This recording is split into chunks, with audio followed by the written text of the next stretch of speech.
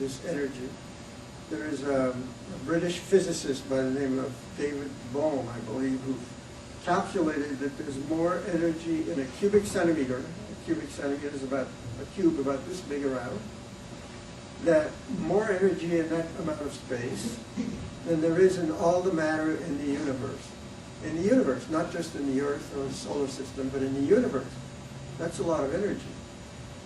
And we're now finding out also that 95% of the energy, 95% of the matter in the universe is supposed to be dark matter that doesn't radiate.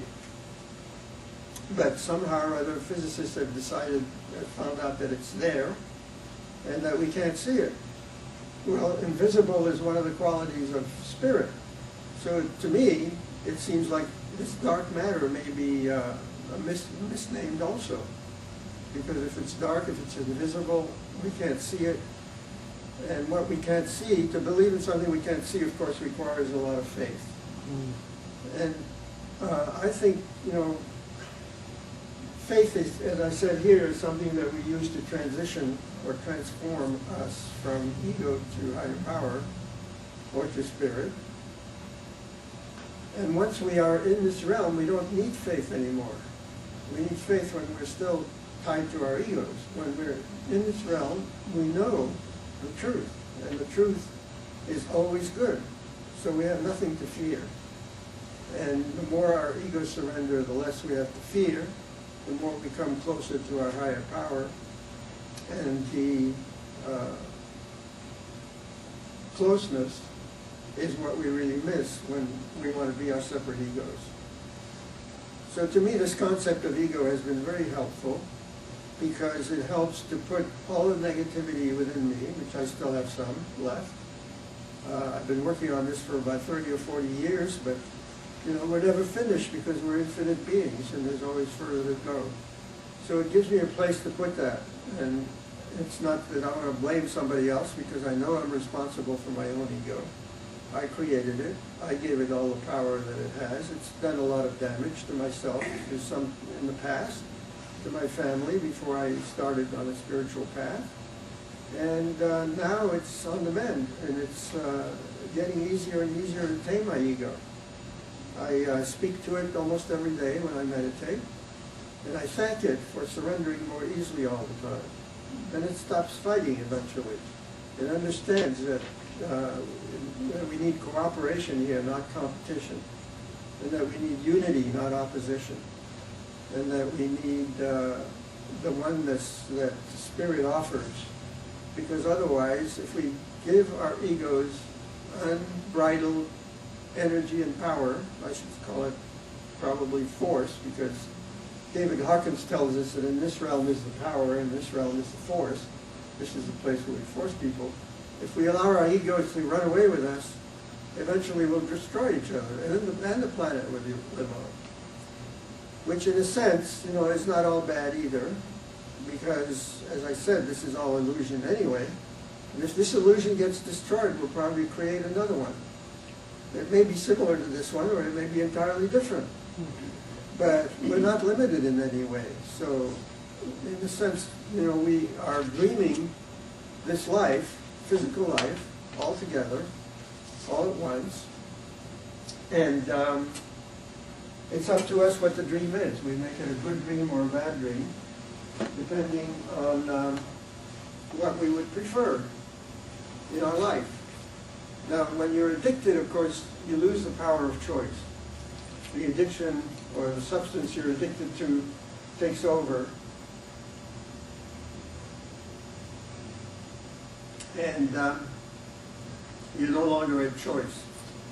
Your ego sort of has grabbed all the choice there is and is making choices for you. And so the reason for waking up, for having this spiritual awakening, of course, is so that we can make free choices.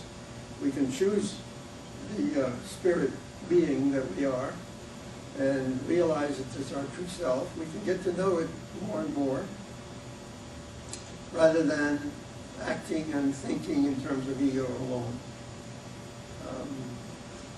And there was something I was going to add to that, which just escapes me at the minute, at this minute.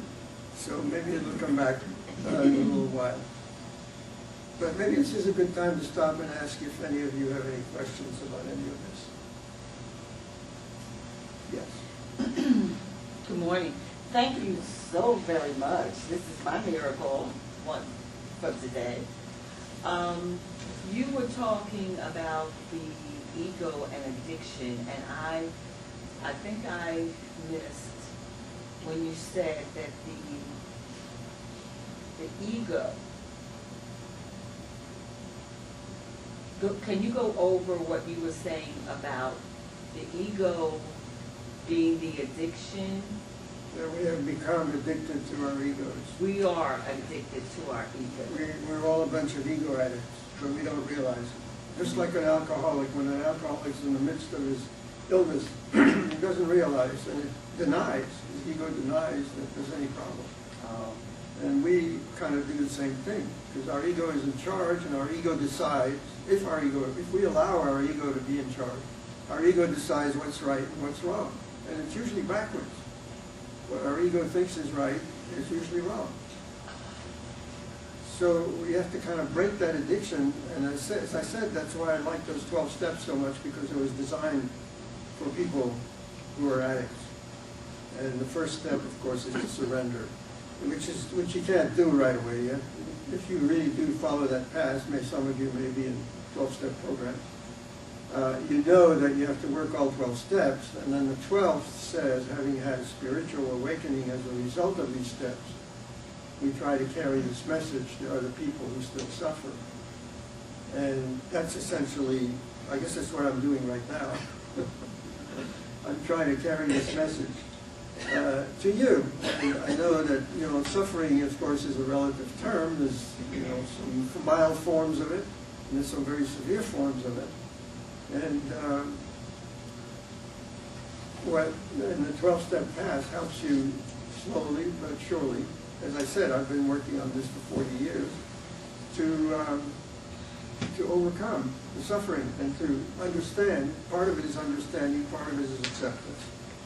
Acceptance of what is going on right now and understanding why it's going on helps me a lot to not suffer as I used to suffer.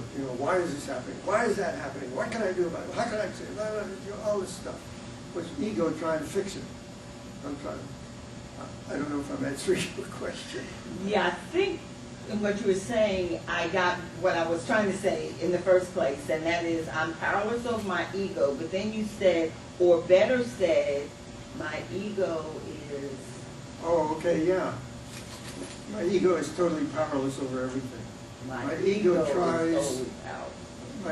tries to assert itself and exert power on everyone and everything in the world, to be in control, to be in charge, and to make decisions for everybody, because my ego thinks it knows what's best for everyone in the world. So, but actually it eventually reaches a point where it's totally powerless, where it's tried everything it can and nothing works.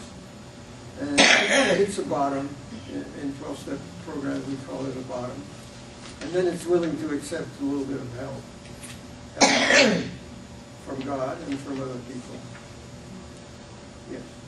I like how you presented the ego as a form of addiction. I've never heard it put that way. And accepting that is an addiction, and we know what addiction is a result of, or what it can do, looking at an addicted alcoholic, and then going through the 12-step program, like an alcoholic addiction for the ego. I see where it would really help to get to that spiritual level, Yeah, in fact, there is a 12-step program for people